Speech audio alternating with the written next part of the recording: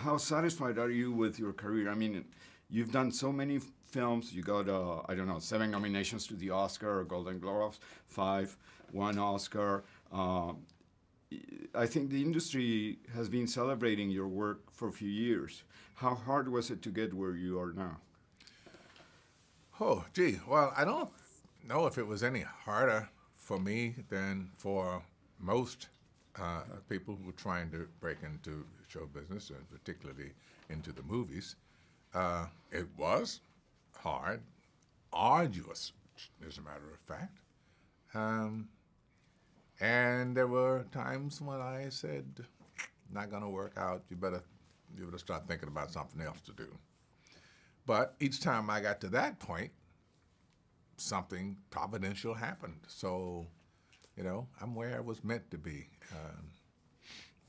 No, I was asking because there's a lot of competition in this business. That's why. But Yeah, has a lot of talent, and that talent is competition.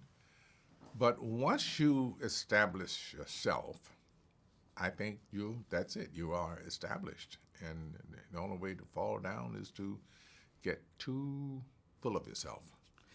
the film deals with risking one's life to save someone's. I don't know if I will be so generous. Would you be that generous in a certain situation to risk your own life? I don't think you can even say that. Because most of the time when you risk your life to save another, you're not thinking. You're just reacting. So I would hope that I would have the selflessness to risk my life, seriously risk my life to save another. Because I don't swim, I always wondered what I would do if I saw somebody drowning, you know. Considering that you're in the public eye, everybody knows you. Do you need to be protected from the outside world? Like when you go do appearances, public appearances, has everything has to be very on schedule and like like a politician? Or Pretty much, yeah, pretty much. Mainly because security people, we all know that there are people who may be looking to make a name for themselves just by doing harm to somebody famous. I mean, we think John Lennon, or we think, or just about anybody who was just randomly killed so that somebody would say, "I did it," That's very sad, no? That need of attention. Yeah, however you get it. Like we say, there's no bad publicity. And in this film, tell us, how did you like your role? I mean, it's a very vice president and... Yeah, but it's an easy role to play, You're just mostly kind of reacting to the events. That isn't difficult to do. You don't have to manufacture that much. So, and having played the character before, it's just like stepping into a pair of slippers. When it comes to work, we know you as an actor, but also your voice is very unique, and you use it to narrate great things. How do you feel about your voice, and how do you keep it clear and agreeable and cool? I'm pleased with the reaction to my voice. I keep it clear. How do I do that? I sing. Singing is one of the best exercises for voice development that you could imagine, because in order to sing, you have to control your breath. And in order to control your breath and all that, you have to have a little bit of thought about it. And your voice being at the right pitch or timbre comes about by just relaxation, learning how to relax this area. How interesting is it for you to get lost on the characters that you've been getting lost throughout the years? Or maybe lost is not the word.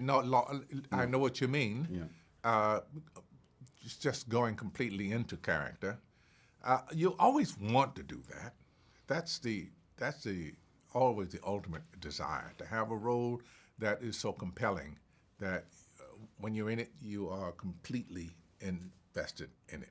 You are all there. You don't get that many, and when you do get one, the world sits up and says, "Ooh, look at that," With your work, you travel a lot. You have to be in many places. I just want to know for the German audience if you've been in Germany and how do you like it. And No, I have been in Germany a few times. I have an anecdote for you about my first trip to Munich. My name is Morgan. Well, imagine what happens in the morning when you're in, and I'd never been there before. So I'm going across a hotel lobby, and someone says, Morgan. I go, what? Looking around to Good see Morgan. who's calling me, right? that's very funny. Yeah. Let me ask you, in the way of marketing, do you see yourself as a product? I'm not trying to be rude, but you make money. When your name isn't an on-end, people go to see you. You're a brand in a way. Yeah, I mean, but you're a you have- person, but you're a brand. Yeah, I think you have an obligation. The only reason we make movies is to make money. You can't make movies if you don't make money making movies. They cost a lot to do. So it behooves us to sell it as best we can.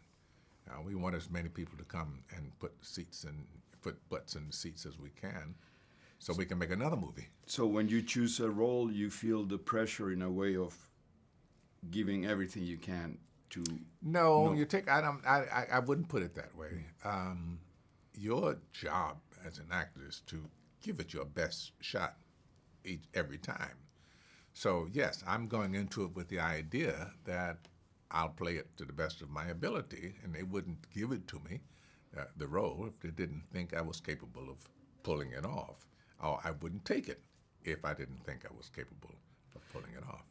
I would like to ask you an Oscar question. You got an Oscar. Was it important? And what do you think of the campaign about Oscar is too wide that many people are talking about? Or you're bored with Well, it? hey, 1 year we don't see diversity at the Academy Awards. The Academy Awards is not responsible for that. We can't blame the Academy Awards for not being, I don't know what the word is. Choosing diversity. Oh, no, but using affirmative action to ensure diversity. When the roles come up, I know it doesn't matter to the Academy who's doing it. You're going to get your just desserts. You're going to get nominated or you're going to win.